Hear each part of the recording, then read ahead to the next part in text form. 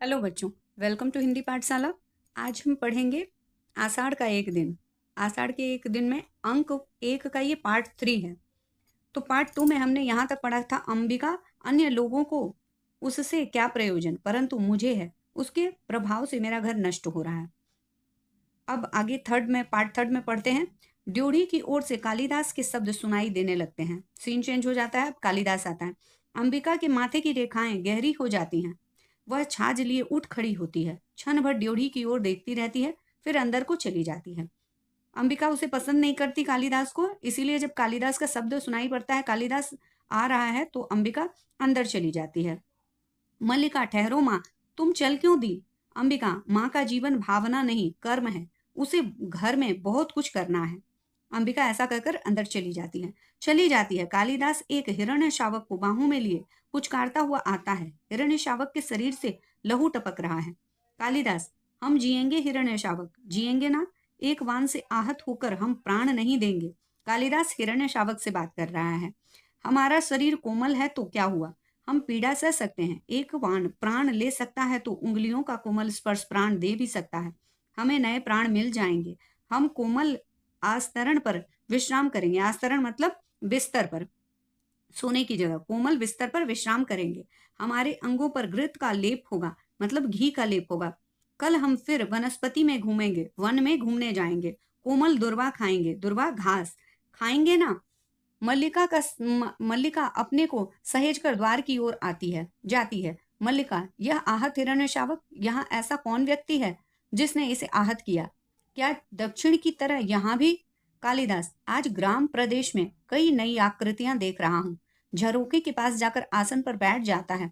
राज्य के कुछ कर्मचारी आए हैं। हिरण्य शावक को वक्ष से सटाकर थपथपाने लगता है।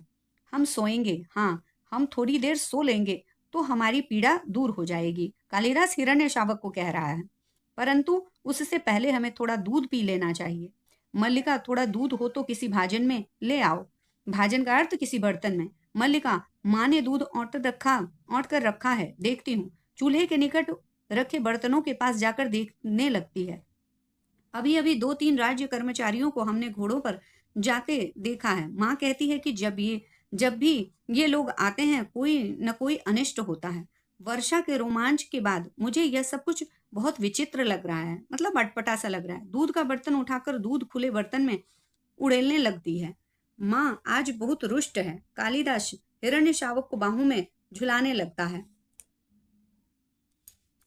कालिदास, हम पहले से सुखी हैं। हमारी पीड़ा धीरे धीरे दूर हो रही है। हम स्वस्थ हो रहे हैं। न जाने इसके रूई जैसे कोमल शरीर पर उससे वान छोड़ते बना कैसे? यह कुलांच भरता मेरी गोद में आ गया। कुलांच भरता का मतलब उछल कूद करने वाला। उछल कूद करने वाला यह जीव मेरी गोद में आ गया। मैंने कहा, तुझे यहाँ ले चलता हूँ, तुझे वहां ले चलता हूँ जहां तुझे अपनी माँ की सी आंखें और उसका सा ही स्नेह मिलेगा। यानी किसके? मल्लिका के पास।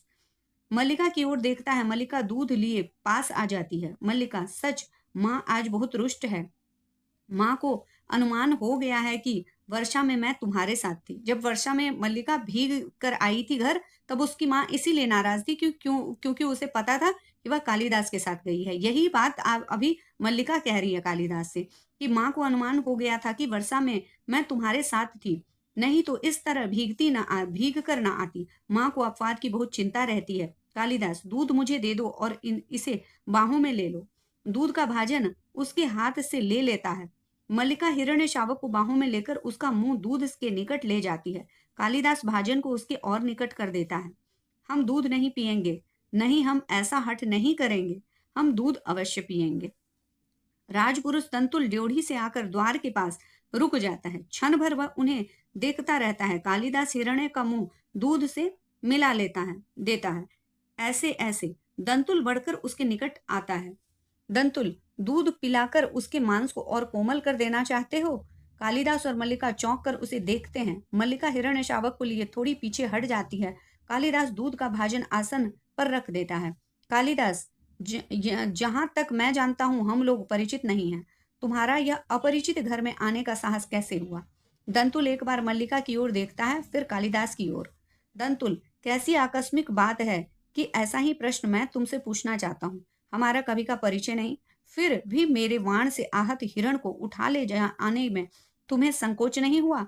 यह तो कहो कि द्वार तक रक्त बिंदुओं के चिन्ह बने हैं, अन्यथा इस बादल से घिरे दिन में मैं तुम्हारा अनुसरण कर पाता? मतलब क्या मैं तुम्हें ढूंढ पाता? कालिदास, देख रहा हूं कि तुम इस प्रदेश के निवासी नहीं हो। दंतुल व्यंग्यात्मक हंसी हंसता है दंतुल यह बात सुनकर। दंतुल, मैं तुम्हारी दृष्टि की प्रशंसा करता हूँ। मेरी वेशभूषा ही इस बात का परिचय देती है कि मैं यहाँ का निवासी नहीं हूँ। दंतुल कहता है, कालिदास, मैं तुम्हारी वेशभूषा को देखकर नहीं कह रहा। दंतुल, तो क्या मेरे ललाट की रेखाओं को देखकर जान पड़ता है कि चोरी के अतिरिक्त सामुद्रिक का भी अभ्यास करते हो? सामुद्रिक मतलब जो हस्तरेखा या माथे की रेखा देखकर भविष्य बताते हैं, उससे सामुद्रिक कहते हैं। तो दंतुल कह रहा है कि क्या तुम ऐसा भी कुछ जानते हो चोरी के अलावा, क्योंकि उसने हिरण शावक को ले लिया था। मल्लिका चोट खाई से कुछ आगे आती है। मल्लिका, तुम्हें ऐसा लांछन लगाते लज्जा नहीं आती? तंतुल, क्षमा चाहता हूँ देवी, परंतु यह हिरण्य शावक जिसे बाहों में लिए है, मेरे वान से आहत हुआ है, इसलिए यह मेरी संपत्ति है। मेरी संपत्ति मुझे लौटा तो देगी? कालिदास, इस प्रदेश में हिरणों का आठेक नहीं होता राजपुरुष, मतलब हिरणों को आहत नहीं किया जाता, शिकार नहीं होता, हिरणों का शिकार नहीं होता। तुम बाहर से आए हो, इसलिए इतना ही पर्याप्त है कि हम उसके लिए तुम्हें अपराधी न माने। दंतुल, तो राज्य पुरुष के अपराध का निर्णय ग्रामवासी करेंगे? ग्रामवासी युवक अपराध और न्याय का शब्दार्थ भी जानते हो? कालिदास, शब्द और अर्थ राज्य पुरुषों की संपत्ति है, जानकर आश्चर्य हुआ। दंतुल, समझदार व्यक्ति जान पड़ते हो, फिर भी यह नहीं जानते हो कि राजपुरुषों के अधिकार बहुत दूर तक जाते हैं। मुझे देर हो रही है, यह हिरण्य शावक मुझे दे दो। कालिदास, यह हिरण्य शावक इस पार्वत्य भूमि की संपत्ति है। पार्वत्य भूमि मतलब पर्वतीय भूमि, पर्वतों से घिरी हुई भूमि, पार्वत्य भूमि की संपत्ति है राजपुरुष, और इसी पार्वत्य भूमि के निवासी हम इसके सजातीय हैं। तुम यह सोचकर भूल कर रहे हो कि हम इससे तुम्हारे हाथ में सौंप देंगे। मल्लिका इसे अंदर ले जाकर तल्प पर या किसी आस्तरण पर, तल्प का अर्थ होता है जहां बेड, सोने की कोई जगह या कोमल कहीं पर बिछौना, उस पर किसी आस्तरण पर। अंबिका सहसा अंदर में से आती है। अंबिका, इस घर में तल्प और आस्तरण हरिण शावकों के लिए नहीं है। मल्लिका, तुम देख रही हो माँ? अंबिका, हाँ देख रही हूँ, इसलिए तो कह रही हूँ, तल्प और आस्तरण मनुष्यों के सोने के लिए है, पशुओं के लिए नहीं। कालिदास, इसे मुझे दे दो। मल्लिका दूध का भाजन नीचे रख देता है और बढ़कर हिरण्य शावक को अपनी बाहों में ले लेता है।